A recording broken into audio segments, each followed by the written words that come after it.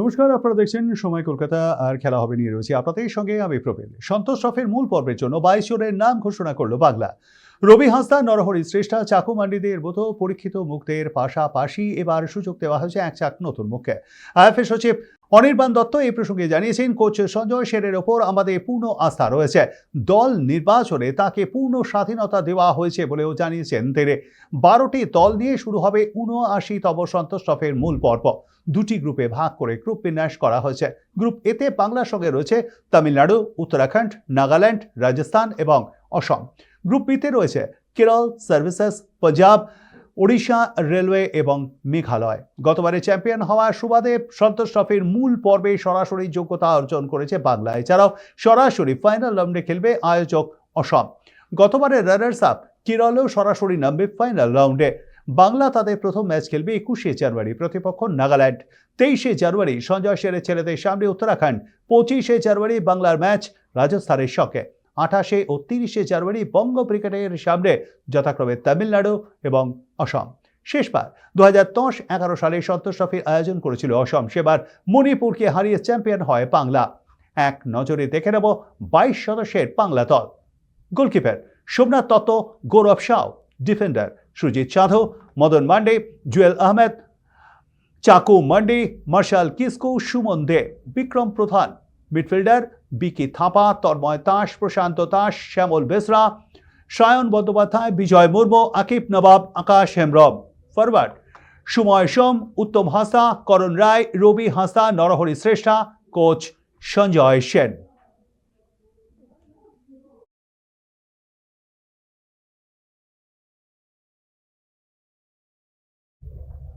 Test ও টি-20 থেকে অবসর নিয়েছেন আগে, তবে 37 বছর বয়সেও খেলার ধার এবং জয়ের খিদে যে কমেডি এতটুকু বারবার, সেটার প্রমাণ দিয়েছেন বিরাট কোহলি। দেশ হোক বা বিদেশ, অস্ট্রেলিয়া বা সাউথ আফ্রিকা, ভারতের হয়ে ওডিআইতে চলে উঠেছেন তিনি। নিউজিল্যান্ডের বিরুদ্ধে প্রথম ওডিআইতেও খেলেছেন 93 রানের ম্যাচ জেতারও ইনিংস। আর একটানা ভালো পারফরমেন্সের ফল পেলেন এবার। 5 বছর পর ফের বিশ্বসেরা হলেন কিং কোহলি। আইসিসি র্যাঙ্কিংয়ে ওডিআই ব্যাটারদের তালিকায় শীর্ষে উঠে এলেন বিরাট। 2021 সালের পরে প্রথম দখল করলেন সিংহাসন।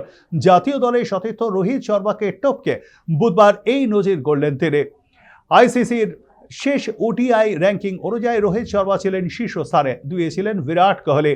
রোহিতের রেটিং পয়েন্ট ছিল 781 আর বিরাটের 773। দুজনের মধ্যে পয়েন্টে পার্থক্য ছিল মাত্র 8। শেষ ম্যাচে কিবিদের বিরুদ্ধে 93 রানের ইনিংস খেলেন বিরাট। তার সুবাদেই বুধবার তার রেটিং পয়েন্ট বেড়ে হয়েছে 785। ওই ম্যাচে বড় রান না পাওয়ায় রোহিত 775 পয়েন্ট নিয়ে নেমে গিয়েছেন তীরে। সম্প্রতি দুরন্ত ছন্দে রয়েছেন বিরাট। শেষ 5 ইনিংসে তার রান যথাক্রমে 74 not out, 135 not out, 102, 65 not out এবং 93। কোহলির এই শীর্ষস্থান দখল করায় খুশি ভারতীয় ক্রিকেট প্রেমীরা।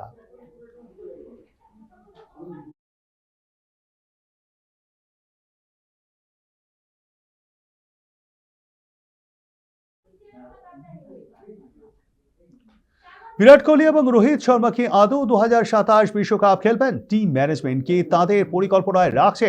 এই লাখ টাকার প্রশ্নের সহজ জবাব অবশেষে দিলেন ভারতীয় দলের ব্যাটিং কোচ শীতাংশু কোটাক। রাজকোটে ভারত নিউজিল্যান্ড দ্বিতীয় ওয়ানডের আগে ভারতীয় ব্যাটিং কোচ সাফ জানিয়ে দিলেন তারা দুজনেই টিম ইন্ডিয়ার পরিকল্পনায় রয়েছেন। দক্ষিণ আফ্রিকায় কেমন পরিকল্পনা হওয়া উচিত ভারতের, তাই নিয়ে ওরা কথাও বলেছে কোচ গম্ভীরের সঙ্গে। টি-20 ও টেস্ট থেকে বিরাট ও রোহিত দুজনেই অবসর নিয়েছেন। তারা এখন একটা ফরম্যাটেই খেলছেন আর সেটাতেই জিততে চান। তিনি যে 2027 বিশ্বকাপে খেলতে চান সেটা রোহিতের ফিটনেসের দিকে অতিরিক্ত গুরুত্ব দেওয়া দেখেই বোঝা যায়। আর বিরাটও যেভাবে প্রতিটি ইনিংস যত্ন করে সাজিয়ে তুলছেন তাতে তারও অভিসন্ধি গোপন নেই।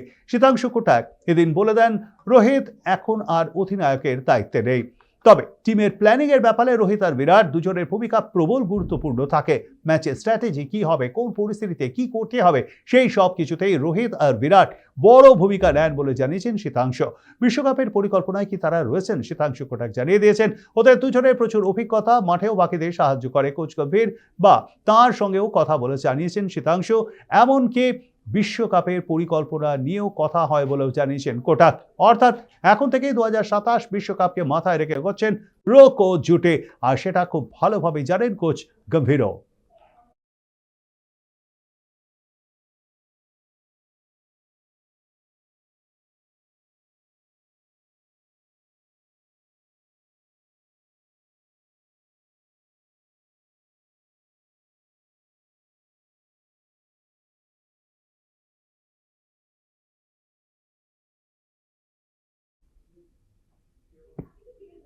বাংলাদেশে ভারতে বিশ্বকাপ খেলতে আসা নিয়ে ইতিমধ্যে বিস্তর জল খোলা হয়েছে ক্রিকেট মহলে। এবার নতুন বিতর্ক, পাকিস্তানি বংশোদ্ভূত মার্কিন তারকা আলী খানের দাবি তাকেও বিশ্বকাপ খেলতে আসার ভিসা দিচ্ছে না ভারত, যার ফলে তার এদেশে বিশ্বকাপ খেলতে আসা নিয়ে রীতিমতো সংশয় তৈরি হয়েছে। এবছরও বিশ্বকাপে খেলার সুযোগ পেয়েছে আমেরিকা। 2024 সালে এই আমেরিকা রীতিমতো চমক দিয়েছিল, যদিও নামে আমেরিকার দল হলেও মূলত দক্ষিণ এশিয়া এবং ইউরোপের কিছু ক্রিকেটারদের নিয়ে তৈরি হয় এই দলটি। সরকারিভাবে দল ঘোষণা না হলেও এবারে মার্কিন যুক্তরাষ্ট্রের দলে একাধিক ভারত ও পাক বংশোদ্ভূত ক্রিকেটার সুযোগ পাবেন বলেই মনে করা হচ্ছে। তাদেরই একজন ডানহাতি পেসার আলী খান। একটা সময় পাক বংশোদ্ভূত এই মার্কিন পেসার কেকেআর এর জার্সিও গায়ে চাপিয়েছেন। সেই আলী খানের দাবি বিশ্বকাপের জন্য ভারত তাকে ভিসা দিচ্ছে না। সম্প্রতি ওই ক্রিকেটার জানিয়েছেন ভারতীয় ভিসার আবেদন করা সত্ত্বেও তিনি ভিসা পাননি। কিন্তু আলীর এই দাবি কতটা সত্য? বিশ্বস্ত সূত্রে খবর, আনুষ্ঠানিকভাবে ভিসার আবেদন খারিজ করা হয়নি, ভিসার কাজ এখনো চলছে। সেই বিষয়ের সঙ্গে যুক্ত আধিকারিকরাও কিন্তু জানিয়ে দিয়েছেন ভিসার আবেদনের পরীক্ষা চলছে। আলীর জন্ম বেড়ে ওঠা পাকিস্তানে। 19 বছর বয়সে তিনি আমেরিকায় গিয়ে ক্রিকেট খেলা শুরু করেন।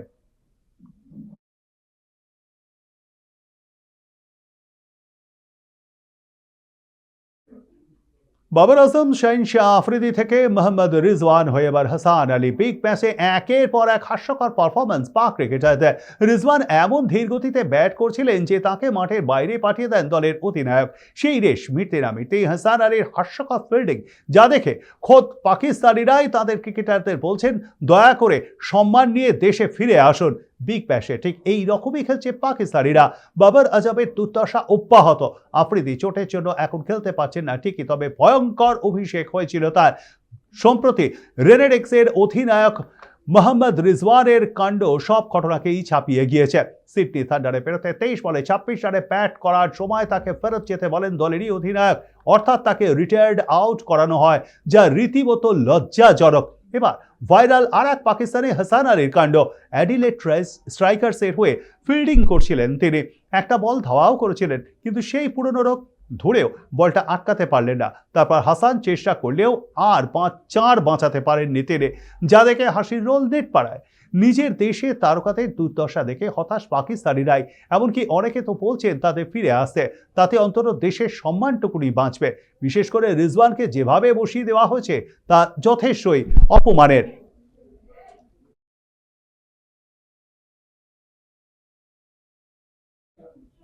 এখন এ পর্যন্তই। দেখতে থাকুন সময় কলকাতা, সময় বলবে সময়ের কথা। নমস্কার।